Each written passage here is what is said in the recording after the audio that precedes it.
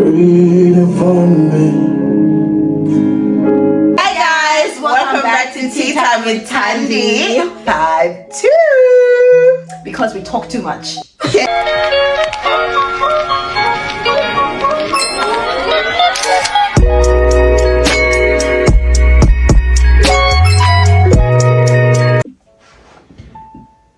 They're gonna listen to you. They're not gonna listen to you. They're going to actually do the opposite and maybe even like not talk to you again. Do you know what I mean? Because they feel like you're coming against their relationship. Yeah. So the people that were praying for me could see, and I feel like they literally just prayed the prayer that God, may she be able to see what I am seeing or what we are seeing. And with time that happened. Also, when I got into this relationship, I was very broken. Yeah, you came out of an abusive relationship and then straight into this. It's not the greatest advice ever. Guys, when you come out of a relationship, just take time to heal. Just take time to yourself. Don't do this. Find yourself again. Paste thing. Do not have a replacement. Yeah. It does not work.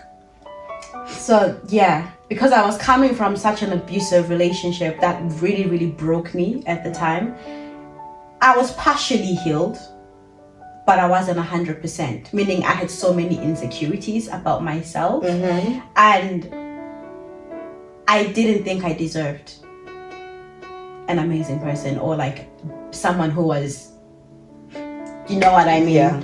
I thought like I could just date and the person who loved me for who I was, and like that was fine. Was it, yeah. I didn't go deep into, but this is what I deserve. I deserve more than this. So even if you're slacking and you're not calling me every day, in my mind, that's okay. You're busy, that's okay. But I had to get to a point where like, but Nandi, you're better than that. Yeah, exactly. You're better than that. Like, you deserve a lot more. I think one thing that broke me in this relationship, it wasn't him, but it was the people that are close to me. Well, people that are close to me by blood. Okay, yeah. They're the ones that broke me the most. You know, when someone tells you you're not good enough for this person, and it's coming from the person who is your blood, and they tell you you are not good enough for this man. The person that's not even their own. Yeah. First of all, you don't know the person. You've never spoken to the person. You've never seen the person. You have not had any kind of encounter. All you've seen is a picture that I've sent you.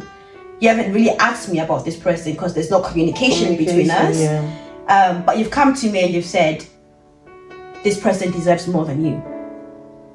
That was the most painful thing I've ever heard in my life.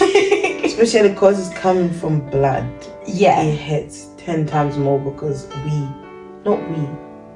generally anybody would expect more support from that side. Yeah. More than anybody else, especially if you're engaged. 100%. Like, that's the, from that particular person, you think they would support you the most and say, nah, you need more, you need more, you need better. This person's not good enough for you. You're good, you're amazing, you're this. But instead of speaking into me, you're speaking against me. That was the most painful thing to hear. Only if you knew who, you'd understand 10 times more. Yeah, if I'm really trying not to like give names and whatever, because like it's not wise, but that was the most painful thing for me, and I feel like that's what, not right now, I feel like I've healed from that now, but it made me feel like I was never gonna be good enough for anybody. It made me doubt myself, like I had problems somehow. Like I was wrong in every way possible. Like I had flaws left, right, and center. Like I had nothing going for me. Yeah, you brought nothing to the table, basically. Literally, that's how I felt for some time. But when I feel like for me to get to the point where I was brave enough to end it, trust me, it took time. I took a lot of contemplating, a lot of prayer. Had to go to Pastor, please give me advice here, I need help. A lot of tears were shed in that process, like of thinking about it. Was not an easy decision to make. It wasn't. But I think ultimately what I thought about was, do you want to get into this and divorce in 2 years? Or do you want to trust God when God says, no, there's someone better for you. There's somebody who suits you more, who's going to, with what I've given you, with the power that I've given you, with what I want you to do. There's certain somebody that's able to handle that calling over your life. Like, this isn't the person for you. Yeah. The beauty thing in that is that you went through that process whilst you're getting closer. I don't know if I'm whispering. Whilst you're getting closer to like Dad and you. I was going to mention myself, but yeah, and me, people that showed you how to be loved. And then that is a big part. You have your own fiance that's not even showing you. To show me half of what you guys were showing me. I'm not even meant to be in that category, if that makes sense. Like, sister's love is not even meant to be in that husband and dad. But the thing is, the reason why it is in this instance, right, is because, first of all, I didn't really have anything like this. Before I came into the family, I was pretty much alone. As much as I have my own biological sisters and brothers, I didn't have that like tight-knitted relationship, and I felt like I was alone the entire time. And they're all younger than me, except for my older brother, right? But because we've never really lived together, that closeness isn't there. Now, coming into the family, now living with you and Dad, it's now a different love altogether, and different. It's something I prayed for the time for so many years, and I was like, God, I just want to experience that kind of love. Right. And then I meet you, and the acceptance, you know, because you're an only child. First of all, before I came in, you're an only child. No, I understand this. As an only child, having somebody now come in and calling your dad. First of all, who are you? What are you doing here? Please, in my bed. I'm joking. Yeah, but the person that she is, she accepted me in, and she immediately called me, even though I was shoved down your throat the first time. She immediately called me sis. We need to tell the story. Don't tell them everything. We're going to tell the story how we met and how we became close. It's going to come one day. Exactly. But when I tell you that love, now talking about the love from Dad, it's genuinely princess treatment. That's his favorite word. That is what he calls us princess. That's his favorite word. Imagine Dad waking up in the morning. What do you want for breakfast? Princess, come and eat. Dad is serving me food, laying down on the sofa. I'm laying down. Never experienced it in my entire life. I'm like, what is going on? The way I'm like, no, let me make it. I said, no, let me make you food, princess. And it's not once, it's not twice. It's something that happens a lot. If I'm in the bedroom, he'll text, princess, are you not coming to eat? Do you want breakfast? That kind of treatment. That kind of treatment, that's a love that I've never experienced. A love that doesn't matter what you do wrong. Come and talk to me. It doesn't matter what you've done wrong. It doesn't matter the situation you're in. I'm the person that you can come and be like, Dad, I've messed up. Dad, we can be best friends, we can joke around. That relationship, that love showed me that is not the man for me. Because I wasn't getting half of that from him. Not nothing, but nothing compared to what you were getting. So before all of that, because he came in my life when I was by myself, all I had was a best friend at the time, right? And he came into my life. So there was nobody else. And I was broken. From past relationships. And past trauma. So much. So obviously I was blinded by, when he's coming and he's showing me the love that he's giving me, to me it seems amazing. Because you've not had more than that. And I'm comparing it to my last relationship. Let's not forget that one was abusive and this one is being nice. This one is a lovely person. He showers me. He's a writer as well, so he's an author. He's giving me all this. At this point, they're going to go. They already know who he is. It's okay. They've been asking bad questions.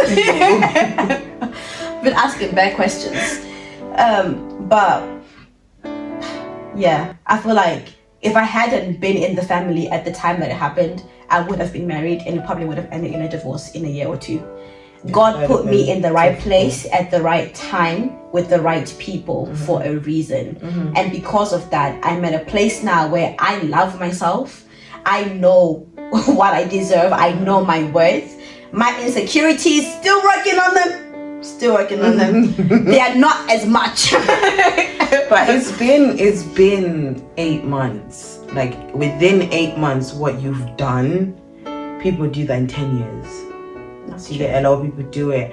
No one would overcome those certain things within that short amount of time. Like you're in uni now. Never thought I'd be here, first of all. Yeah, you've done a lot. Like you've have a routine. You've found your purpose. Like you know what you want to do with your life. You've stopped doing certain things, and you've gained a lot of knowledge in yourself. You've gained a lot of knowledge biblically. You've gained a lot of knowledge spiritually. Like you've gained a lot within this short period of time, from the moment I met you to now. Even if you show a picture, you will see the difference. There's definitely a difference. There's a massive difference. But not to get off the topic, how is dating like right now for you after all that you've experienced? Don't look at me like that. After all that you've experienced, I dislike you in this moment. I don't hate you. How is dating life? Can you hear what I'm saying, first of all? I don't understand English. How is dating like for you in this moment after with what you've experienced? Can I be very, very honest? Very, very blunt. Okay, honest, not too blunt. Don't give too much information. It is, first of all, difficult. It's great, but it's difficult. Oh yeah, I get what you mean. Sorry, it's because I know too much. That's why I'm saying it. And the reason it's difficult is because of me. Sorry. I get in the way of the dating scene or whoever I'm talking to. I think because of the experiences that I've been through, that fear of attaching. Yeah. It's like, God, I'm tired of lessons, first of all. I remember I literally said, God, I'm tired of lessons. Don't bring anyone into my life right now that's going to be a lesson. They need to be my husband. I can't do it. I can't. I've learned a lot. I have enough stories to write books. I've collected. All I need now is the after. At the back of the book, like when you talk about the good things. That's what we need now. That's it. Not every, like in a movie, there's an ending. It's a good ending. I need to get to that good ending now. I need my happily ever after. When the movie's like it's 2 hours. Yeah. When it's like an hour and 20 minutes, that 40 minutes left is that they're getting into the good stuff. Yeah. They're having their honeymoon and all of. Please. God, please, because I know I'm in my 20s, but I'm tired. It's been a very difficult journey. It has. No, on a serious note, like, I sound like dad. Yo. On a serious note. On a serious note, it's hard for me. Even though, let's say if I'm talking to somebody and that person has great qualities and everything may be going well in that talking stage, but in me, I self-sabotage because I self-sabotage because I'm scared to attach. It's like I can see that, okay, I like this person a lot and I'll be too scared to fully like attach emotionally because I've been hurt too many times. And history to repeat itself. Yeah, but then it's like, God, please give me the grace, the strength, and the discernment. Yes. To be able to know, okay, this is the person that I'm able to fully open up to. This is the right person. Yeah. Not just to whoever I talk to that they get that closeness and they get to see me for me, but I want that spirit of discernment that I can see, okay, God is speaking to me right now. God is allowing me to fully open up to this person. Yeah, because he's the person that he sent to you. Yeah. but it's something I'm working on. It's not easy. It's not. It's a journey. Take it day by day. Yeah.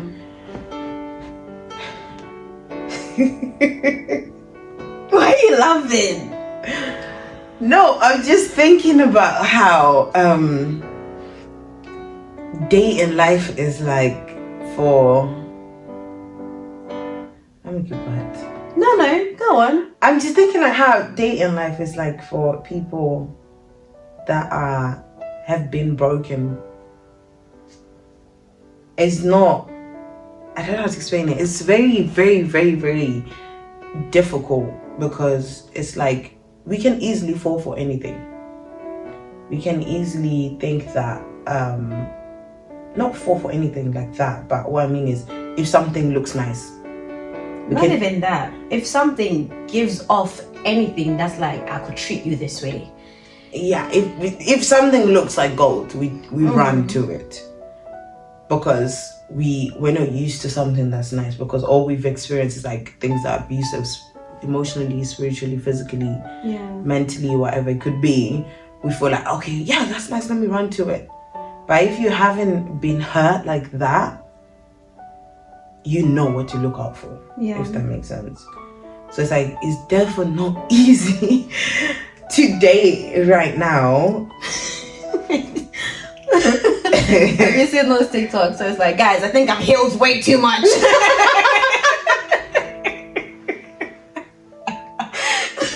Everybody has red flags everywhere, and I can see them.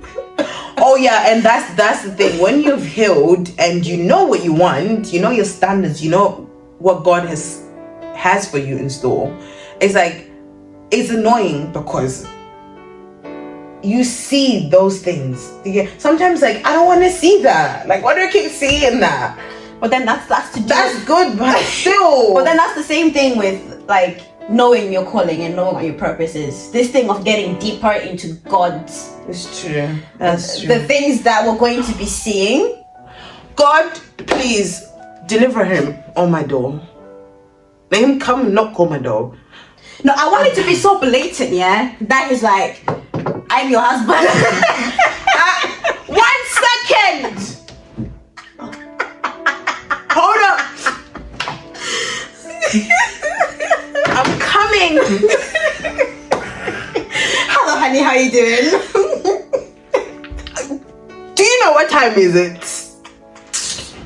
Nonsense. But at the same time, generally, to be honest with you, right now, I don't want him to come because emotionally, I am not healed. And mentally, I am not mature to a level where I would like to be if I meet my husband.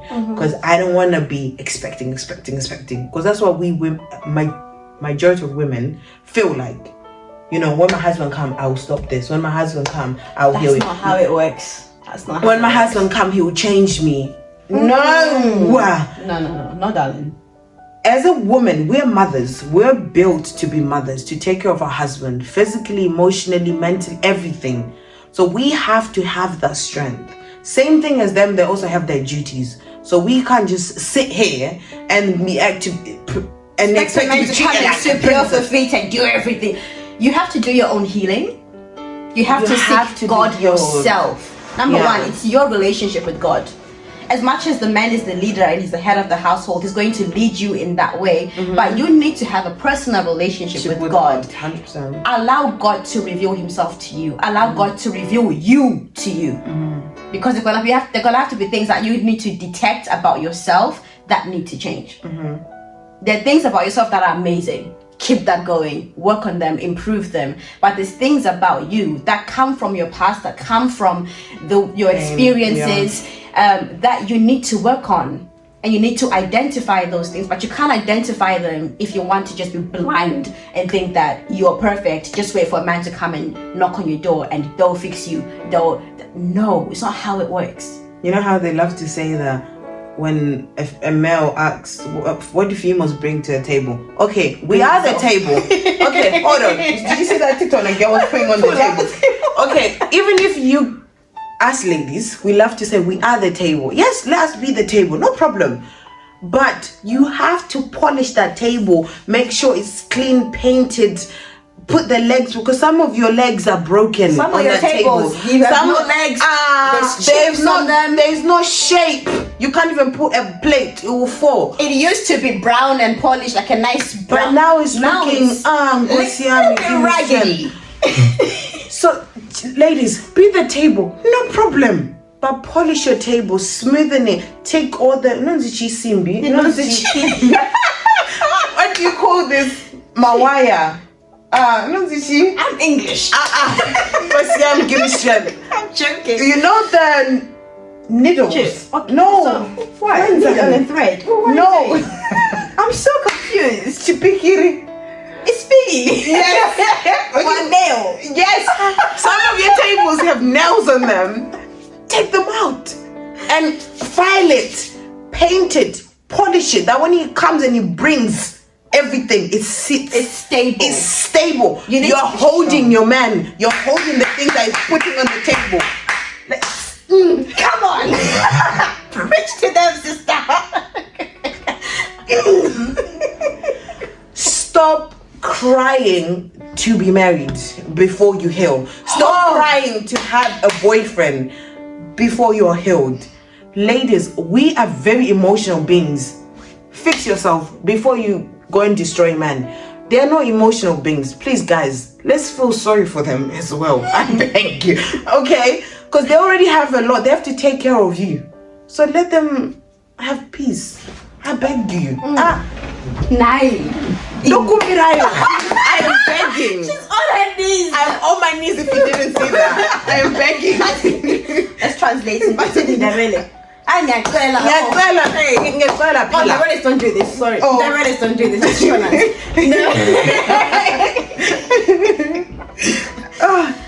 No, but honestly, I feel like this thing stems also from. It must come from our past experiences. The fact that we don't want to be alone. Like that, even like the fact that we want to be talking to somebody every single time, not even seriously. You know you don't want to be in a relationship. You know you don't want to be in a relationship. I was talking to myself, guys. I'm just saying. You don't want to be in a relationship. You don't want anything serious, but you're constantly wanting to talk to somebody. But that comes from somewhere. Yeah, 100%. That's being lonely for so long. Or not feeling accepted, or not having that, not being insecure in yourself, being secure in yourself. English, yes. And not having, having insecurities, not being confident. And I feel like I'm in that, and need to start that journey very hard. Very, very hard, because of course it's difficult to be alone. It's not easy. But I just have to do it. It's hard. And don't compare your situationship with other people, because some people God want them to have someone. Some people He wants them to be alone. Do you get it? Everybody has different seasons, because they could have someone right now. In 10 years, they're meant to be alone for like the next 5 years. You have to be alone. Then next year, your husband could come. Stop doing the comparing game. Stop looking at all your friends and they're all in relationships, they're all getting married, I need to fight. No, you would get into a relationship with someone that will kill you. Don't do that. Don't do it. Because you don't even know, even their relationship, they might show you flowers, butterflies, the beauty, but you don't know what they want you to see. You don't know if she's at home, she's crying, like, why did I do this to myself? Or he's crying. Yeah. Get it? He's just pretending, and it's not ever gonna last forever. So never in a million years compare yourself to anybody. It could be a pasta, it could be whatever. Don't do it. As long as it's a human being, anything that breathes. It's a human being. Anything that breathe. Kufema. What are you saying? Pepumula. If I could speak French, I'll speak it. Anything that breathes, don't compare yourself to any of those things, because when it comes to the end of times, God is not going to be like, oh, the dog stopped you from doing this, so he's not going to be like, oh, because of your pastor, he's not going to do any of this because of your mom. Remember, parents are delivery people. They're here to deliver you to this world. Full stop. Whatever happens after, when you're grown and mature and you know what you're doing to your life, is up to you. He's not going to be like, oh, mommy, oh, daddy. He's not even going to listen to that. I think I spoke to myself.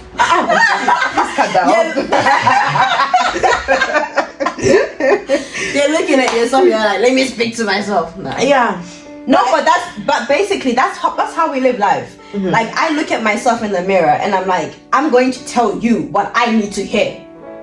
And sometimes it's harder to take your own advice. That's right. Yeah. Oh, it's very hard. like I can come here and tell you, Shan, do this, do that. Step 1, do this. Step 2, I'm in the same situation, but I can't even do what I'm telling you to do. You know how they say, practice what you preach. Yeah. Of course, I completely understand that. But sometimes it's like you saying and teaching someone else can also motivate you to say, you know what? Let me do it. You know, I'm saying it. Let me do it. This is why it's best to always talk about things. What you're going through and what's happening, what you're doing, that's great. So you help someone else. Yeah. Even though you haven't done it, but it's sort of like, you know, at least someone else is doing it. Oh, okay, cool. I think let me do it. Yeah. It's never gonna be easy. Like, there are things that we're gonna say that we might not be doing, but at least it can help someone else. Or maybe I'm still in the process of doing that. We're not coming here telling you guys we're good. No. But we want to change. And this is one of our callings, to teach and help other people. So it's best to start it. Even becoming a Christian is best to start it. Just start. Even yesterday you were doing shakara. All of that, yeah. Today is today. Yesterday was yesterday. Yeah. Right now, do it. Even 5 minutes ago, you just finished putting your zook on the floor. Put it there and start praying and do something. Do something. Take that step. Take that step. The problem is I don't know what it is. We want to get to a point where we feel like, okay, I'm perfect. I can start doing this. Now I'm like this. It's a process. It's a process. You make a decision today. It doesn't mean you're going to change immediately. No. You're going to make mistakes in between. Yeah. Exactly. It takes 21 days to build a new habit, number one. You're going to have to do that thing for 21 days consecutively every single day, right? Until you get to a point where it's just routine. It just happens. It's like when you start going to the gym. The first week, you're like, but do I have to go again? But do I have to go again? You wake up in the morning, you're like, that's not happening. Yeah, but if you push yourself, week 2, but do I have to go again? It's a bit better. Week 3, after a month, when you don't go to the gym, you're like, something's wrong. I haven't been to the gym. I don't feel okay. I have to go gym. It becomes a lifestyle. Yeah. You need to get to a point where it becomes a lifestyle, but you have to start somewhere. 100%. Right now, when I started gym, do you know how many times I started gym and I stopped? Do you know how many times? Where I was I will go for 2 weeks, I'll go for a month, 2 months, and I'm like, do you know what? I've got the body, let me stop. And then now I'm skinny again. Oh, I'm fat again. What? It's just this. Yeah, it's a process, and you have to keep working at it. You're going to make mistakes. Please hear me. You're gonna make a lot of mistakes along the way. All the successful people you see today, they've all failed several times before they got to the place that they're at right now. 100%. They've made mistakes along the way. But the thing is, they keep getting themselves, they'll pick themselves up, they'll go, they'll keep trying. You have to keep trying. You can't just give up. Yes. Stop it. Because when you were out here preaching, I was out here encouraging. Go away. I'm not what's the word? Disencouraging you. I make my own words. Disencouraging. I said that's why I was that one is going to the dictionary. No, we're going to sign a petition. It needs to go into the dictionary. I'm not disencouraging you. Listen, I have my own English, okay? No, I was saying, like, you're making me happy. I'm not encouraging you, but you're just making me. You know what I know what you're saying. I'm just being difficult. Go away. But yeah, guys, it's not going to be easy. You're going to make mistakes, and I feel like once we make that mistake, especially me, I know myself. When I make a mistake, I shy away from God. I feel so much guilt on the inside.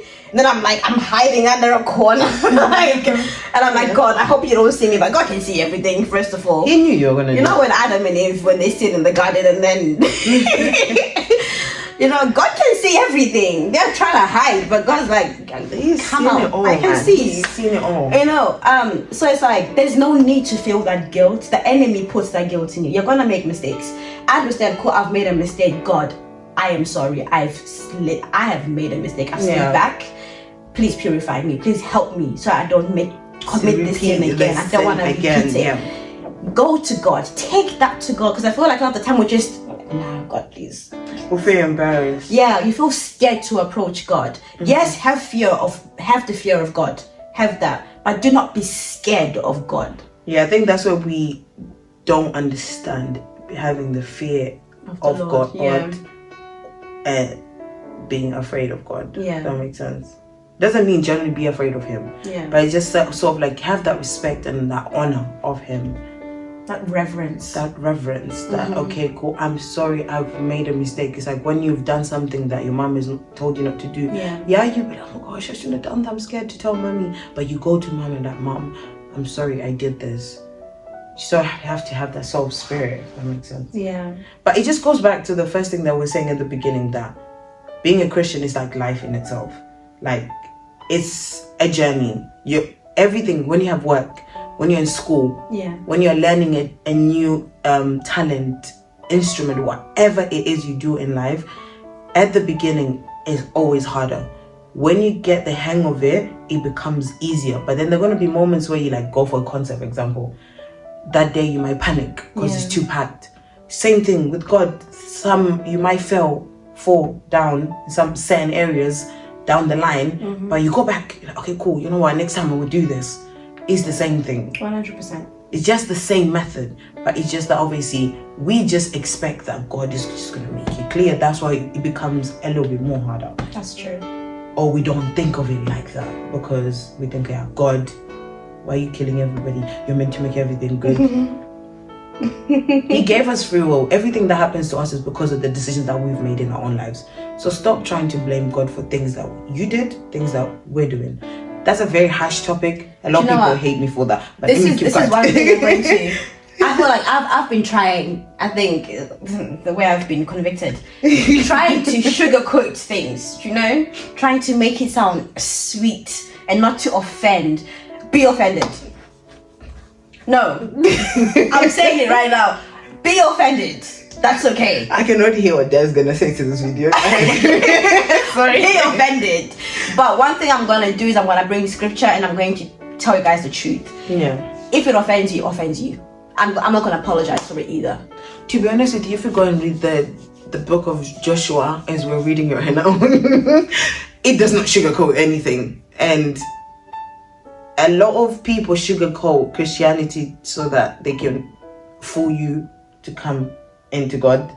And it's like, that's the most dangerous thing to do. This is why a lot of people are running away from Christianity, because they think because there's expectation. There's set expectation. There's certain expectation. Just like in any relationship, if you go with the expectation like we were talking about earlier, you're gonna be disappointed. Don't have that expectation of God is going to give me everything that I want, the way that I want it, at the time that I want it. He's going to get rid of the people that I don't want in my life. He's going to give me this and this and this. I'm not going to be suffering. I'm not going to cry. I'm not going to be hurt. So sorry to say this. This is very harsh. This is the thing. Yeah. Right now, we're just having a conversation. We're being honest with you guys and being blunt. But...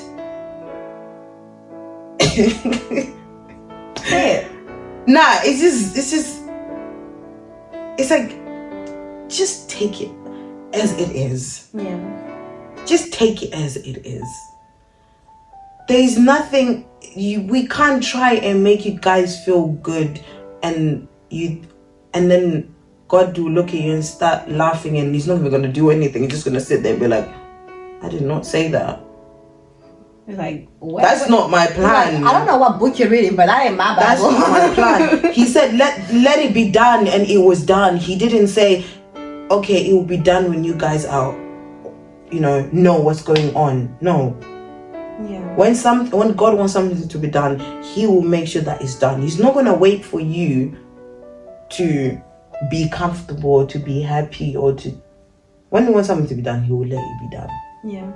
When He feels like you're ready for something, He will let it happen. Yeah. When He feels like you're not ready, there's no point of you giving a phone to a 2-month-old baby. What are you going to do with it? it doesn't make sense, right? Yeah, he has because you're to out, grow yeah. and be prepared and, you know, mature. Some of us are out here asking for £1 million from God, but you To do what? can't handle £200. What are you doing with £200? 2 million, so you can go and buy 20 houses and buy Not mansion- even, that's not houses. You want to go and buy cars just to go flaunt, just to say, I have cars, I have every car. But the £200 that God gives you, you don't even know how to tithe, you don't even know how to, but then you're saying, God bless me with 2 million. Before, this is ending really, really soon. Let me speak to somebody right now, right? I'm looking. Come closer. Can you hear me? Can you hear me? Make sure you listen to this. Yeah. God is going to give you what God is going to give you at the time that He's going to give you at. Don't expect God to give you something right now because you're not ready for it. Tell me exactly what you're going to do with that thing once He gives it to you in an immature state. What are you going to do with it? Be ready to receive what God, it's already there for you. He's prepared it. It's happening in the background, but you're not preparing yourself. Prepare yourself. Literally, you need to grow every single day, but you're not pouring into yourself, but you're expecting God to pour into you. Sweetheart, it doesn't work like that. Pour into yourself and allow God to pour into you.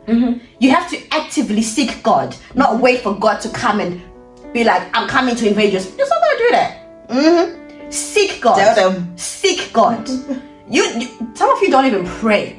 Do you understand the power of prayer? And I'm not talking about a prayer of God, I just woke up, I just woke up, thank you for waking me up this morning. Grandpa was saying on Sunday, you're on the bus, you just like, hey, thank you God for waking me up. What did he call it? I forgot what he called it.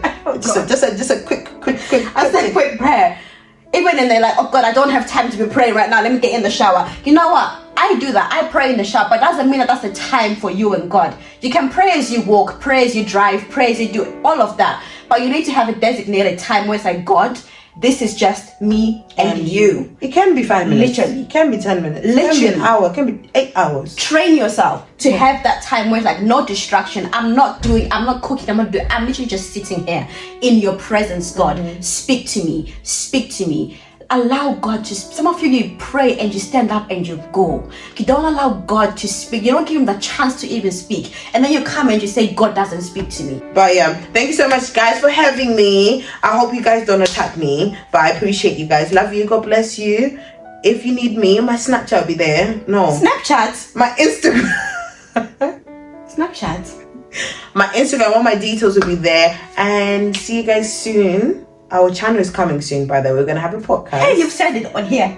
Yes, so because they need to know, because it needs to come soon. It does need to come soon. So yeah, guys, our podcast is coming soon. Where you'll be seeing us every single week. I'm sorry I didn't tell you that I was going to announce it. That's alright. It is what it is. This is what you need to be every single time. Surprise, surprise. Yeah, but guys, see you soon. Our podcast, we're obviously going to we're going to answer a lot of questions. We're going to have a lot of topics, go in depth, bring out scriptures, and so you can understand more, so you can know where to go in the Bible to understand certain things that you might not understand. Yeah. But yeah, thank you guys. Love you. Like we've said thank you a million times. Yeah. Bye. Bye. Bye. So funny. How? I'm tired. Bye. 2, 1, go.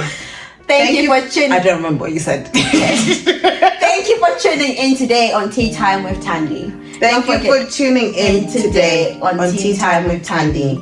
Don't forget to like, comment, share, and subscribe. English. Okay. Thank you so much for tuning in today on Tea Time with Tandy. Don't forget to like, comment, share, and subscribe. Yeah, that's right. We're not doing it again.